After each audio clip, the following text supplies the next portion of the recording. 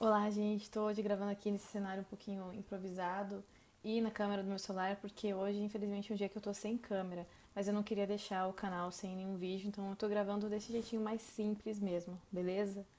Mas enfim, o tema desse vídeo, ele é um pouco mais sério, um pouco pesado, e agora eu tô falando sério mesmo, não é que nem eu sempre falo brincando. É um assunto realmente muito sério e muito pertinente. Eu me questionei muito se eu deveria gravar um vídeo falando sobre isso ou não, porque é um assunto delicado, mas eu pensei que talvez a minha experiência e a forma como eu passei por essa situação talvez possa servir de ajuda para alguma pessoa. Então eu pensei, bom, vale a pena me arriscar e gravar um vídeo falando sobre isso. O tema desse vídeo é a respeito de depressão e problemas parecidos, e eu tive uma fase bem intensa a respeito disso, e é sobre isso que eu queria falar. Na verdade, eu já tinha gravado esse vídeo há mais de um mês atrás, só que o vídeo ficou muito grande e ficou muito difícil de editar, ficou tudo errado, assim. Então eu decidi gravar de novo de um jeito um pouco mais sucinto. Sim, esse vídeo é sucinto, embora esteja longo mesmo assim. E, enfim, achei melhor regravar. Eu decidi gravar esse vídeo mais ou menos no momento em que começou a ficar bem na moda a série 13 Reasons Why, que é uma série que trata a respeito do negócio do suicídio e da depressão também, né? Enfim. E, bom, primeiro eu queria dizer que se você tá numa fase muito bad, muito difícil, eu não recomendo muito essa série, porque ela é uma série realmente pesada. Porém, é uma série extremamente relevante, muito boa, muito bem produzida e que trata de assuntos assim extremamente pertinentes, sabe? Não é só a questão do suicídio, mas é a questão do bullying, a questão do machismo também, enfim. Por exemplo, eu na escola, normalmente eu não era nem a pessoa que praticava o bullying, nem a pessoa que sofria o bullying. Claro que eu sofri bullying em alguns momentos e tal, mas assim, eu não era aquela pessoa que é o foco do bullying, nunca fui. Na verdade, eu era mais aquele tipo invisível, assim, que passava despercebida e que preferia assim, justamente para não criar nenhum problema. Então, assistindo a série, eu me identifiquei muito com aquele carinha lá, Clay, acho que é esse o nome dele. E que a gente pensa que é um personagem. A princípio, a gente pensa que é um personagem legal, porque ele não faz nada. Só que você não fazer nada, você ser omisso, muitas vezes é um problema também. E eu acho que isso é uma coisa muito legal, que não tem muito a ver com o vídeo, mas eu só queria comentar, porque eu nunca tinha percebido que eu era omissa. Por exemplo, eu vi alguns colegas passando por isso, de sofrer bullying, e eu não fazia nada. Tipo, eu até comentava, meu, parem com isso, que retardados vocês agirem desse jeito com a pessoa, o que ela fez pra você. Eu até tinha essa posição de ser contra, mas eu nunca ia lá e virava amiga dessa pessoa, eu nunca ia lá e impedia alguma coisa diretamente, né? Então eu percebo que, cara, hoje em dia eu percebo que isso é um erro também. Que você não fazer nada é tão errado quanto você fazer o que está errado. Porque você está permitindo com que outras pessoas destruam uma pessoa e você está assistindo aquilo, sendo que você pode ser alguém diferente, entende? E aproveitando esse comentário agora que eu fiz a respeito da série, eu já queria fazer um gancho com um negocinho que se chama empatia, tá? Porque eu acho que a palavra-chave para qualquer pessoa que esteja passando por um problema muito pesado, que seja em depressão ou num problema emocional muito sério, ou pensando em suicídio, é a empatia. Eu acho que é aí que mora o segredo, entende? Eu vejo que as pessoas têm uma mania muito grande é, de se comparar com as outras, querendo minimizar os problemas das outras, entende? Por exemplo, você vê uma pessoa que tem uma vida perfeita, ela tem tudo que você sonha ter, mas ela tá em depressão e ela sofre, ela chora todo dia, ela tá muito mal, e você fica, cara, por que que você tá sofrendo? Olha os problemas que eu não tenho pai, eu não tenho emprego, sei lá, eu tenho que me virar sozinha, acabei de passar por um trauma muito grande, e você fica, você olha para essa pessoa e fica, meu, você não tem o direito de sofrer, eu devia estar sofrendo, não você. E isso é um erro tão grande. E me entristece muito quando eu vejo as pessoas fazerem isso, porque, cara, empatia não é você imaginar o que você faria no lugar da pessoa. Isso não é empatia. Empatia é você realmente estar no lugar da outra pessoa, é você se imaginar no lugar dela, nas circunstâncias dela, vivendo a vida que ela leva, tendo a personalidade que ela tem, os sentimentos que ela tem. Entende? Isso é empatia, é você realmente ser a pessoa na situação que ela vive. E não você imaginar, eu, Nicole, como que eu seria nessa situação. Não, isso é muito fácil. Cada um reage de uma forma. Mas entende? Cada um reage de uma forma. E nem todo mundo vai reagir que nem você. E a depressão, ela não é uma coisa que você escolhe, não é uma badzinha. Isso eu vejo muita gente confundindo. As pessoas acham que a depressão é a mesma coisa que uma bad. Não, gente. Bad todo mundo tem, todo mundo vai ter em algum momento da sua vida. É um momento lá que você tá mal, que você sofre, que você morre um pouquinho, mas depois você ressuscita e tá tudo ótimo. E depressão não, gente. Depressão é uma doença, é uma coisa muito séria, muito grave. que te derruba de um jeito assim inexplicável. E realmente eu acho que só quem passou por isso sabe dizer o quão extremamente ruim é a depressão. E que é muito diferente de um bad day que você tem, entendeu? Então, a primeira coisa que eu queria dizer nesse vídeo é que se você tem alguém próximo de você que tem depressão, que passa por algum problema emocional aí e que tá pesado, e realmente é difícil, é difícil você conviver com uma pessoa que tá mal nesse ponto, nesse nível. Mas assim, a primeira e principal dica que eu tenho pra te dar é: ame essa pessoa de todo o seu coração, assim, sabe? E tenha essa empatia de se colocar no lugar dela, de, de, de imaginar como é você ter tudo, todos os motivos do mundo para ser feliz, mas você estar extremamente infeliz e sem motivo nenhum para viver, sem sentido nenhum na sua vida. Você consegue se imaginar nessa situação? Sabe, se coloque no lugar da pessoa e tenha muita paciência. Eu acho que quando você está próximo de uma pessoa que está passando por depressão, algum problema assim, você tem que ser extremamente paciente mesmo, assim, sabe? Tem dias que essa pessoa vai ser grossa, talvez, dependendo de como ela reage. Tem dias que ela vai ser extremamente apática, que ela vai ficar com aquela cara de nada o dia inteiro, entende? Tem dias que ela vai ser extremamente chorosa. Enfim, cada pessoa reage de uma forma, cada dia é diferente, mas assim, você vai precisar ter muita paciência mesmo. E às vezes tudo que a pessoa precisa é de um colo.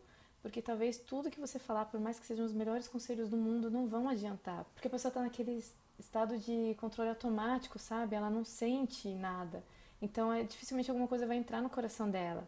E não que você não deva falar, não que você não deva dar conselhos. Eu acho que isso é importante sim, mas assim, respeite essa pessoa também. Talvez ela não queira ouvir, ou talvez o que você falar não vai fazer sentido para ela na hora. E aí o que você pode oferecer é o seu colo, é o seu tempo, é a sua paciência. É falar, cara, tudo bem, você não quer me ouvir, mas quando você quiser falar, eu tô aqui para te ouvir, né? Enfim, eu acho que é você se colocar à disposição realmente. Quando eu tava muito, muito mal, eu lembro que pra mim era essencial isso, assim, ter um colo, poder deitar a cabeça num colo amigo e ter um cafuné enquanto eu morria de chorar, entendeu? Ter uma pessoa que me abraçava e falava, cara, vai ficar tudo bem. E era só isso que eu precisava, assim, eu só precisava de um colo mesmo, porque eu me sentia extremamente vulnerável. E, enfim, pra mim isso ajudava muito. Ame essa pessoa, seja paciente, escute ela, sabe? Fale se for necessário, se realmente você vê que faz sentido. Senão, só fica do lado dela, só fica do lado da pessoa e espera passar, porque vai passar. Só que leva tempo e tem gente que demora mais do que outras pessoas, enfim. Bom, eu acho um pouco válido contar a minha experiência a respeito disso, então, né? Já enrolei um monte, mas enfim, vou contar agora. Eu tive. Na verdade, tudo começou com um ataque de pânico, tá? Eu tive ataque de pânico quando eu tinha acho que uns 8, 9 anos, mais ou menos. Eu tive meu primeiro ataque de pânico e foi horrível.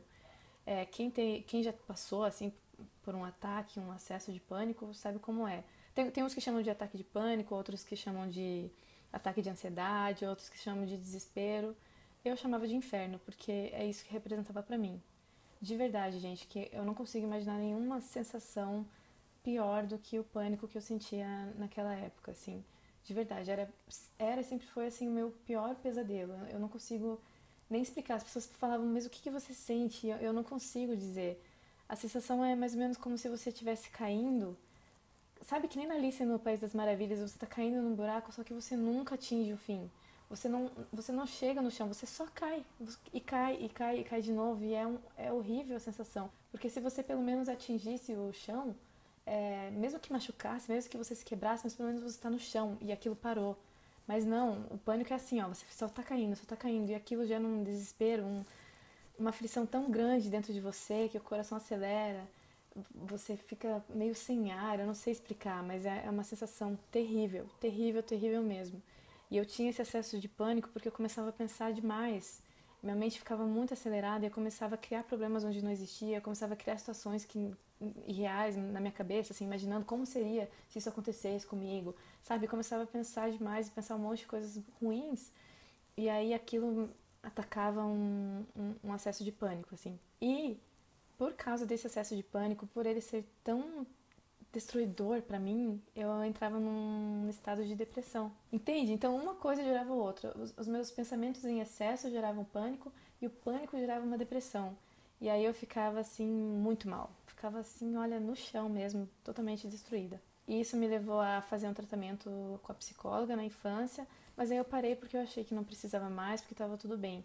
Mas acontece que sempre quando acontecia algumas situações de mudança na minha vida, novamente, esses acessos voltavam. Então voltou na adolescência e voltou com uma força gigantesca quando eu tinha uns 18 anos, que era bem a fase em que eu estava entrando para a faculdade, que eu estava começando um relacionamento sério, então era muita mudança grande acontecendo na minha vida e eu entrei numa crise gigantesca e essa crise gerou todo o acesso de pânico e depressão de novo. E aí essa vez com 18 anos foi bem mais pesada, porque eu comecei a ter ataques de pânico assim, muito seguidos um do outro, e começou a ficar muito fora do controle, e eu fiquei muito mal porque eu sempre achava que eu tinha vencido isso, assim. Então quando voltou com 18 anos eu fiquei arrasada, eu fiquei destruída, porque daí eu comecei a pensar, cara, eu nunca vou superar isso, eu vou ser problemática emocionalmente para sempre. Isso que eu comecei a pensar. Então aí eu fiquei num estado depressivo assim, um pouquinho mais pesado até, assim. E no meu caso eu tinha um medo gigantesco de enlouquecer. Eu achava que eu estava enlouquecendo, que eu ia ter que ser internada numa clínica, porque, sabe, os meus pensamentos eles ficavam tão enlouquecedores mesmo que eu achava que eu não tinha saída, assim, sabe? Então era bem pesado. E em relação à depressão, por causa desses pensamentos, por causa do pânico, eu não via mais sentido na vida. E eu acho que essa é a pior sensação que você pode ter, é de você perder o propósito.